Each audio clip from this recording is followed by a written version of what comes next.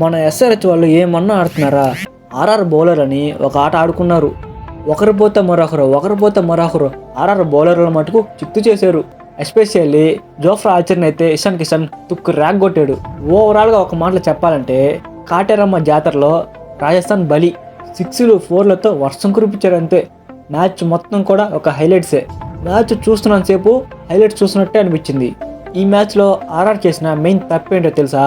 RR toss గెలిచి bowling ఎంచుకోవడమే. ఎందుకనంటే last ఇయర్లో మన ఎస్ఆర్హెచ్ బ్యాటింగ్ ఏ విధంగా ఉందో చూసాం. అది చూసి కూడా ఆర్ఆర్ టీం బౌలింగ్ ఎంచుకుందంటే గ్రేట్ అబ్బా. ఇంకా నెక్స్ట్ జరగబోయే మ్యాచ్ల్లో ఎస్ఆర్హెచ్తో ఎవరికైనా మ్యాచ్ ఉందంటే వాళ్ళు బౌలింగ్ కనుక ఎంచుకున్నారంటే ఆ మ్యాచ్ కూడా రప్పే.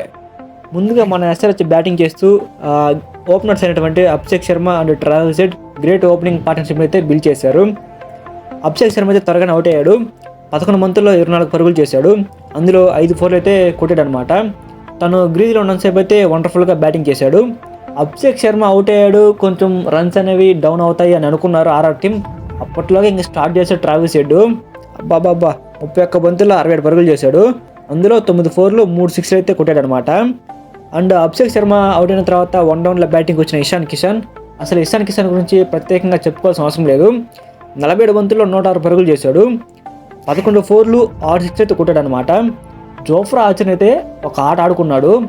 జోఫ్రా ఆర్చర్ అయితే ఈ మ్యాచ్ తోటి ఐపీఎల్లో ఒకే మ్యాచ్లో అత్యధిక పరుగులు ఇచ్చిన బౌలర్గా లిస్ట్లో ఫస్ట్ పొజిషన్లోకి అయితే వెళ్ళాడు అనమాట. ఇప్పటి వరకు కూడా ఒకే మ్యాచ్లో 76 పరుగులు అయితే ఎవరు కూడా బౌలింగ్లో సమర్పించుకోలేదు. జోఫ్రా ఆర్చర్ అయితే మన ఎస్ఆర్హెచ్ టీం ర్యాంప్ వేశారు. ఇంకొక విషయం ఏమిటంటే ఇషాన్ కిషన్ లాస్ట్ 5 సంవత్సరాల క్రితం ఆర్సీబీ టీం మీద 99 పరుగులు చేసి అవుట్ అయ్యాడు అనమాట. ఐపీఎల్లో ఇషాన్ కిషన్కి ఇది మొదటి సెంచరీ. అండ్ దానితో పాటు ఇంకొక పాయింట్ ఏమిటంటే మన ఎస్ఆర్హెచ్ టీంలో ఇప్పటివరకు కూడా ఒక్క ఇండియన్ ప్లేయర్ కూడా సెంచరీ చేయలేదు. మన ఎస్ఆర్హెచ్ టీంలో అయితే చాలామంది సెంచరీ చేస్తున్నారు, కానీ ఇండియన్ ప్లేయర్స్ ఎవరు కూడా చేయలేదు. ఒకసారి కావాలంటే మీరు రికార్డ్స్ చెక్ చేయండి. ఒక ఇండియన్ ప్లేయర్ ఎస్ఆర్హెచ్ టీంలో ఐపీఎల్లో సెంచరీ కొట్టాడు అనమాట. ఆ ఘనత ఇషాన్ కిషన్ అయితే దక్కించుకున్నాడు. సో ఆ తర్వాత నితీష్ కుమార్ రెడ్డి 15 బంతుల్లో 30 పరుగులు చేశాడు.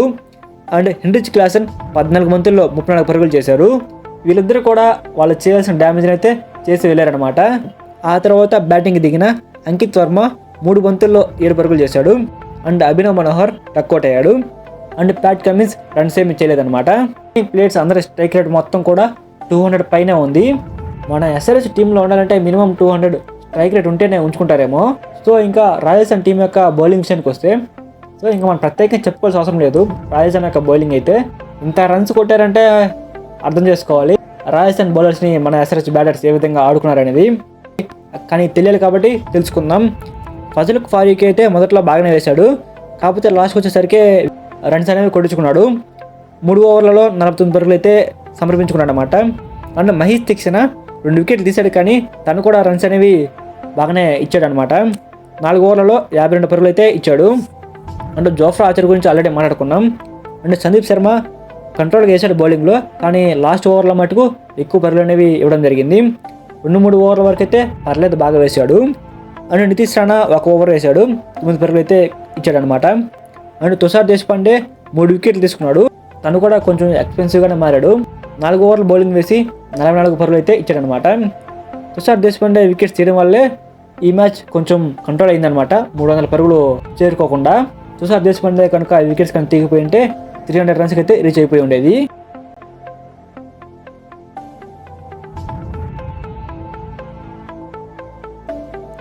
ఇక మనం ఆర్ఆర్ యొక్క బ్యాటింగ్ విషయానికి వస్తే ఓపెనర్స్గా యశస్వి జైస్వాల్ అండ్ సంజు శాంసన్ అయితే బ్యాటింగ్కి దిగారు. స్టార్టింగ్లోనే యశస్వి జైస్వాల్ అవుట్ అవడం జరిగింది. 5 బంతులకి కేవలం 1 రన్ మాత్రమే కొట్టాడు అనమాట. కానీ ఇక్కడ మనం మెచ్చుకోవాల్సింది ఏంటంటే అభినవ్ మనోహర్ పట్టిన క్యాచ్ అనమాట. యశస్వి జైస్వాల్ అయితే అభినవ్ మనోహర్ పైనుంచి కొడదామని చూశాడు, కానీ అది మిస్ అయింది.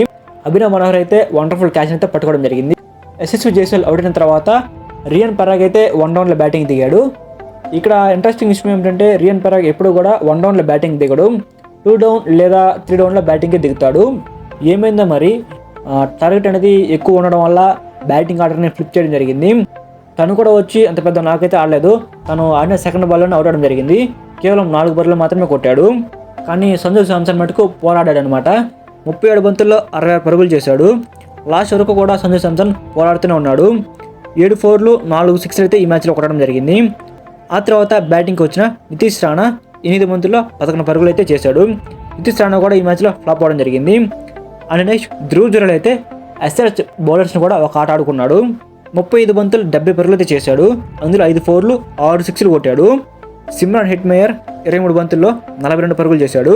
అండ్ నెక్స్ట్ శివం దుబే 11 బంతుల్లో 34 పరుగులు చేశాడు. వీళ్ళిద్దరూ కూడా కొంచెం పర్వాలేదనిపించారు. సో ఇక మన సన్ రైజ్ యొక్క బౌలింగ్ విషయానికి వస్తే మన సన్ రైజ్ బౌలర్స్ని కూడా రాజస్థాన్ టీం బాగానే కొట్టారనమాట. మొహమ్మద్ షమి ఈ మ్యాచ్లో 1 వికెట్ తీసుకున్నాడు. అండ్ సిమర్జీత్ సింగ్ 2 వికెట్లు తీసుకున్నాడు.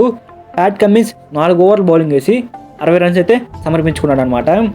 అండ్ అభిషేక్ శర్మ 2 ఓవర్లు బౌలింగ్ వేశాడు. అండ్ ఆడమ్ జంపాను కూడా బాగానే కొట్టారు. ఆడమ్ జంపా 1 వికెట్ తీసుకున్నాడు. అండ్ హర్షల్ పటేల్ 4 ఓవర్లు బౌలింగ్ వేసి 34 పరుగులు ఇచ్చి 2 వికెట్స్ తీసుకున్నాడు. సో ఎట్లేదన్నా కానీ హర్షల్ పటేల్ లాస్ట్కి వికెట్స్ అనేవి తీసుకుంటాడు అనమాట. అలానే ఈ మ్యాచ్లో కూడా జరిగింది. హర్షల్ పటేల్ ఈ మ్యాచ్లో 2 వికెట్లు తీసుకున్నాడు. సో ఈ మ్యాచ్లో రాజస్థాన్ రాయల్స్ టీం అయితే 20 ఓవర్లలో 242 పరుగులు చేశారు. 6 వికెట్లు కోల్పోయారు. 44 పరుగులతో ఈ మ్యాచ్ అయితే ఓడిపోవడం జరిగిందనమాట. సో ఈ విధంగా అయితే ఆర్ఆర్ వర్సెస్ ఎస్ఆర్హెచ్ మధ్య మ్యాచ్ అయితే జరిగింది. సో ఈ మ్యాచ్ తర్వాత జరిగిన సెకండ్ మ్యాచ్ ఏదైతే ఉందో సిఎస్కే వర్సెస్ ముంబై, ఈ మ్యాచ్ అయితే కొంచెం లో స్కోర్ గేమే, లైక్ యావరేజ్ స్కోర్ అనమాట. కానీ లాస్ట్ ఓవర్ వరకు మ్యాచ్ అనేది వెళ్ళింది. ముందుగా టాస్ అయితే సిఎస్కే గెలిచి బౌలింగ్ అయితే ఎంచుకుందనమాట. ముంబై ఇండియన్స్ టీం తరఫున ఓపెనర్స్గా వచ్చినటువంటి రోహిత్ శర్మ అండ్ రికల్టన్ అయితే ఓపెనింగ్ చేశారు. రోహిత్ శర్మ స్టార్టింగ్లోనే అవుట్ అయ్యాడు. 4 బాల్కే డక్అవుట్ అయ్యాడు అనమాట. ఖలీల్ అహ్మద్ బౌలింగ్లో డక్అవుట్ అయ్యాడు. రోహిత్ శర్మ 1 రన్ కూడా కొట్టలేదు. అండ్ వెంటనే రికల్టన్ కూడా అవుట్ అవడం జరిగింది. రికల్టన్ కూడా ఖలీల్ అహ్మద్ బౌలింగ్లో బౌల్డ్ అవడం జరిగింది. రికల్టన్ ఈ మ్యాచ్లో 13 పరుగులు చేశాడు. ఆ తర్వాత వచ్చినటువంటి విల్ జాక్స్ కూడా ఫెయిల్ అవడం జరిగింది. అండ్ ముంబై ఇండియన్స్ కెప్టెన్ అయినటువంటి సూర్యకుమార్ యాదవ్ కూడా ఈ మ్యాచ్లో దాదాపుగా ఫెయిల్ అయ్యాడని చెప్పుకోవాలి. అండ్ తిలక్ వర్మ కొంచెం బెటర్గా ఆడాడు. 31 పరుగులు అయితే చేశాడు. అండ్ రాబిన్ మిన్స్ కూడా ఫ్లాప్ అవడం జరిగింది. ఈ మ్యాచ్లో రాబిన్ మిన్స్ 3 రన్లు చేశాడు. అండ్ నెక్స్ట్ నమందిర్ ఫెయిల్ అయ్యాడు. శాంతనర్ కూడా ఫెయిల్ అయ్యాడు. దీపక్ చహర్ కొంచెం పర్వాలేదు అనిపించాడు. ఈ మ్యాచ్లో ముంబై ఇండియన్స్ టీం 155 వరకు స్కోర్ చేరిందంటే దానికి కారణం లాస్ట్లో దీపక్ చహర్ అనేటువంటి నాక్ అనమాట. దీపక్ చహర్ ఈ మ్యాచ్లో 15 బంతుల్లో 28 పరుగులు చేసి లాస్ట్లో టీంకి రన్స్ అయితే అందించాడు అనమాట. ఆ తర్వాత ట్రెంట్ బోల్ట్ 2 బంతుల్లో 1 పరుగు మాత్రమే చేశాడు. ఆ తర్వాత బ్యాటింగ్కి వచ్చినటువంటి సత్యనారాయణ రాజు కూడా ఫెయిల్ అవడం జరిగింది. సో సిఎస్కే బౌలింగ్ విషయానికి వస్తే ఖలీల్ అహ్మద్ ఈ మ్యాచ్లో 3 వికెట్లు తీసుకున్నాడు.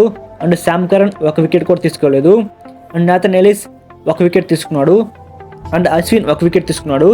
రవీంద్ర జడేజా 3 ఓవర్లు బౌలింగ్ వేసి 21 పరుగులు ఇచ్చి 1 వికెట్ కూడా తీసుకోలేదు.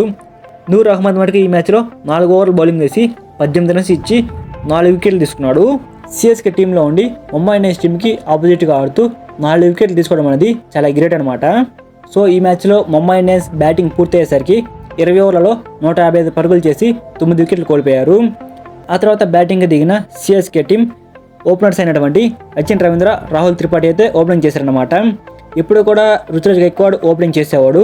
కానీ ఎందుకు చేయలేదంటే ట్రెంట్ బౌల్ట్కి ఎక్కువ సార్లు రుతురాజ్ గైక్వాడ్ అవుట్ అయ్యి ఉన్నాడు. అందువల్లనే ఈసారి రుతురాజ్ గైక్వాడ్ ప్లేస్లో రాహుల్ త్రిపాఠిని ఓపెనింగ్ పంపించారు. రాహుల్ త్రిపాఠి కూడా అనుకున్నంతగా సక్సెస్ అవ్వలేదు. ఈ మ్యాచ్లో కేవలం 2 పరుగులు మాత్రమే చేసి దీపక్ చహర్ బౌలింగ్లో అవుట్ అవడం జరిగింది. కానీ రచిన్ రవీంద్ర మటుకు లాస్ట్ వరకు ఉండి మ్యాచ్ అయితే విన్ చేశాడనమాట. ఈ మ్యాచ్లో రచిన్ రవీంద్ర 45 బంతుల్లో 65 పరుగులు చేశాడు. స్లోగా తన బ్యాట్తో ఈ ఇన్నింగ్స్ అయితే గెలిపించడం జరిగింది. అండ్ రుతురాజ్ గైక్వాడ్ ఈ మ్యాచ్లో 26 బంతుల్లో 53 పరుగులు చేశాడు. ఎప్పుడూ కూడా రుతురాజ్ గైక్వాడ్ ఐపీఎల్లో తక్కువ బంతులో హాఫ్ సెంచరీ అనేది చేయలేదన్నమాట. ఈసారి మటుకు తక్కువ బంతులోనే రుతురాజ్ గైక్వాడ్ హాఫ్ సెంచరీ చేయడం జరిగింది. అండ్ ఆ తర్వాత బ్యాటింగ్ దిగినటువంటి శివం దుబే, దీపక్ హుడా, శామ్ కరణ్ ఈ ముగ్గురు కూడా పూర్తిగా బ్యాటింగ్లో ఫెయిల్ అవడం జరిగింది. అండ్ జడేజా 18 బంతుల్లో 17 పరుగులు చేశాడు. ఆ తర్వాత ఎంఎస్ ధోని బ్యాటింగ్కి వచ్చాడనమాట. 2 బాల్ అన్నప్పటికీ కూడా 1 రన్ కూడా చేయలేదు. మీకు ఒక విషయం చెప్పడం మర్చిపోయాను. ఈ మ్యాచ్లో అయితే ఎంఎస్ ధోని ఒక స్టంపింగ్ అయితే చేశాడనమాట. ఆ స్టంపింగ్ అనేది 0.12 సెకండ్స్లో చేశాడు. ముంబై ఇండియన్స్ కెప్టెన్ అయినటువంటి సూర్యకుమార్ యాదవ్ని వికెట్ స్టంపింగ్ తోటి అవుట్ చేయడం జరిగింది. ఏజ్ అనేది జస్ట్ నెంబర్ అని అంటారు కదా, అది ధోనిని చూస్తేనే మనకు అర్థమవుతుంది. ఏజ్ పెరిగే కొద్దీ ధోని ఫిట్నెస్ అనేది పెరుగుతూ ఉంది. ధోని ఈ మ్యాచ్లో కేవలం 2 బాల్ మాత్రమే ఆడాడు, కానీ రన్స్ ఏమీ చేయలేదు. కానీ వికెట్ స్టంపింగ్తో మటుకు ఈ మ్యాచ్లో అందరినీ అలరింపజేశాడు. మళ్ళీ మనం చూడాల్సిన స్టంపింగ్ అనమాట అదైతే. సో ముంబై ఇండియన్స్ యొక్క బౌలింగ్ విషయానికి వస్తే ట్రెంట్ బోల్ట్ ఈ మ్యాచ్లో 3 ఓవర్లు బౌలింగ్ వేసి 27 పరుగులు అయితే కొట్టుకున్నాడు. దీపక్ చహర్ 2 ఓవర్లు బౌలింగ్ వేసి 18 రన్స్ అయితే ఇచ్చాడనమాట. 1 వికెట్ తీసుకున్నాడు. అండ్ సత్యనారాయణ రాజు ఈ మ్యాచ్లో 1 ఓవర్ బౌలింగ్ వేసి 13 రన్స్ అయితే ఇచ్చాడు. అండ్ మిచెల్ శాంట్నర్ ఈ మ్యాచ్లో 2.1 ఓవర్ బౌలింగ్ వేసి 24 పరుగులు ఇచ్చాడు. అండ్ విల్ జాక్స్ 4 ఓవర్లు బౌలింగ్ వేసి 32 పరుగులు అయితే ఇచ్చాడు. 1 వికెట్ తీసుకున్నాడు. అండ్ విఘ్నేష్ పుత్తూర్ ఈ మ్యాచ్లో 4 ఓవర్లు బౌలింగ్ వేసి 32 రన్స్ అయితే ఇచ్చాడు. కానీ ఈ మ్యాచ్లో కీలకంగా మారిన బౌలర్ ఎవరంటే విఘ్నేష్ పుత్తూర్.